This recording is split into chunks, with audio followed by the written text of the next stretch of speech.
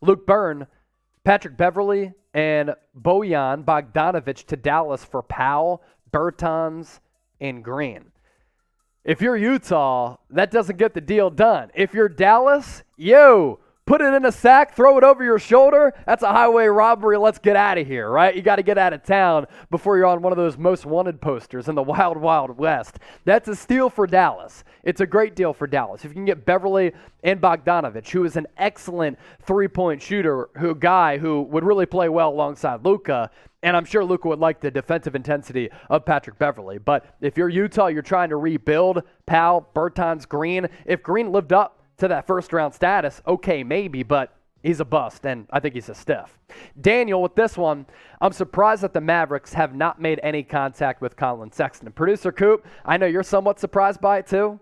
Yeah, I mean, Sexton would be a great fit for the Mavs, especially after losing Brunson. You would think they would have, but it sounds like they're not really interested in making that deal. And I'm not sure if it's a financial thing. I'm not sure if they don't know if he's a fit next to Luka. And I'm not going to say that Colin Sexton is the same player as Jalen Brunson, but, can he play that type of role where he's the sidekick? I think he'd be more than viable of being that sidekick next to Luka Doncic for maybe less money than Jalen Brunson. So, Daniel, you're surprised. I'm surprised. Producer Coop, he's surprised as well. Speaking of the Mavericks, if you're a Mavs fan like Daniel or somebody else watching, you can get a Mavs hat by going to chatsports.com/NBA hats. That link available for you in the comment section and the description. Why are you only talking about Dallas? We got other teams' hats as well. How about all 30 in the NBA? If you utilize that link at the bottom of your screen, thanks to today's presenting sponsor, Fanatics, chatsports.com/NBA hats. That link living in the comment section, hanging out in the description as well. Chatsports.com/NBA hats. Get your hat today for whichever team you rep in the NBA. Rainman43, could you see Luka Doncic ever requesting a trade out of Dallas? Look, you can't rule anything out in nowadays NBA where there are frequent trade requests. Superstars often get disgruntled. They want to change the scenery. Shoot, Kevin Durant, a year after signing that max extension with Brooklyn, requests a trade, and now he might not play for the Nets. And in the span of a calendar year, you go from having KD, Kyrie, and James Harden to not having any of them. So Luka Doncic, if he gets frustrated in the future with the Mavericks' lack of team success, obviously making it to the Western Conference Finals this past year was huge for him, proving himself as one of the game's best, but also that franchise and keeping him happy, then, you can never rule anything out in the craziness of professional sports. If you're Dallas, though, you lose Jalen Brunson, you got to find that co-star for Luka. That's the biggest job for Mark Cuban over the next couple of years. It's find that legit number 2 for Luka Doncic, and right now, they don't have it with Brunson bolting. Grade the Mavs offseason so far. I gave them a B minus because I like the JaVale McGee signing, and I'm hoping that they're going to make some other moves. Maybe I should have gone C. Maybe I'm wrong. Either way, you can let your voices be heard and give the Mavs a grade right now in the comment section. We go to this question from Davey Dingo. What guard could the Mavericks trade for to help replace Jalen Brunson? The popular conversation continues to hover around Colin Sexton, who I think is an underrated player up to this point. According to the Cleveland Plain Dealer, there hasn't been much of a market for Colin Sexton, which surprises me because his second and third years, he was between 20 and 24 points per game. If I'm Dallas, I'm making a call to Cleveland and I'm asking them, what do you want? We can give you Dwight Powell. We can trade away Tim Hardaway Jr. You want Davis Bertans to play alongside Darius Garland as a really good sniper three-point shooter?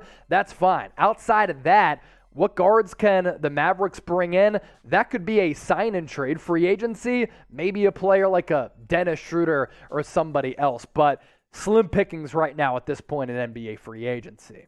Let me ask you this question. Who will be the next player traded? Will it be Kevin Durant, Kyrie Irving? Let me know. Give me a name or names in the comment section right now. Luke Byrne, which Utah player could land in Dallas? We're talking Utah players. Donovan Mitchell would obviously be ideal. Donovan Mitchell traded the Jazz to team up with Luka Doncic. That'd be fireworks right there. Other than that, they really don't have many depth pieces that Dallas would be all that interested in. Who'd you say, Sam? Mike Conley, Malik Beasley, a couple of names in there, but Mike Conley, a little bit too expensive. Luke Byrne, I certainly appreciate that question. Pop Johnson next up in our mailbag. Who is your top 5 underrated rookies going into the season? Is Keegan Murray underrated because he got selected number 5? Is Benedict Mathurin a little bit underrated? He's been tearing it up in the Summer League alongside Keegan Murray. Those are 2 right there. I think E.J. Liddell can get minutes for the New Orleans Pelicans. I'm thinking of some other player. Jalen Williams, I think, is a really good selection as a 3-and-D guy who could get minutes right away because those types of players, they're needed on an NBA roster. I think that people are sleeping on Jabari Smith. They're ripping him, saying he's going to be a bust. I think he's going to be just fine. So those are some of the players that I'm looking at. How about Colin Gillespie as an undrafted free agent out of Villanova, a guy who also has been playing well for the Nuggets in the Summer League?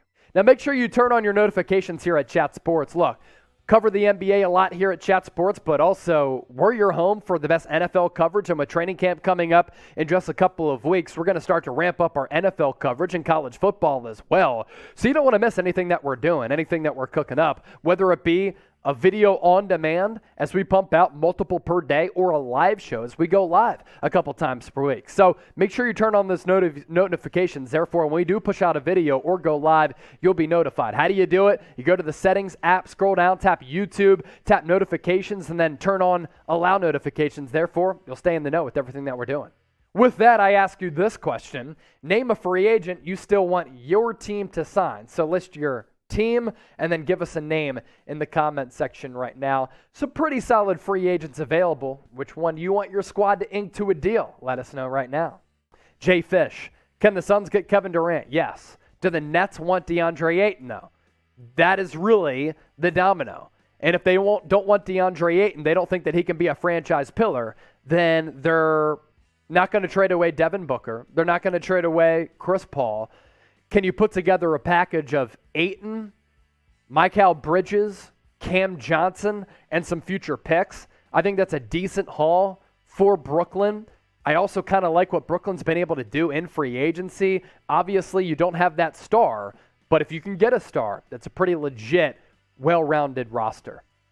We start off this mailbag with this question coming in from the Gold Eagle 99. It's a $10 super chat. I predict Chet Holmgren will average 17 points per game with 1.5 blocks and be top 5 in Rookie of the Year award voting.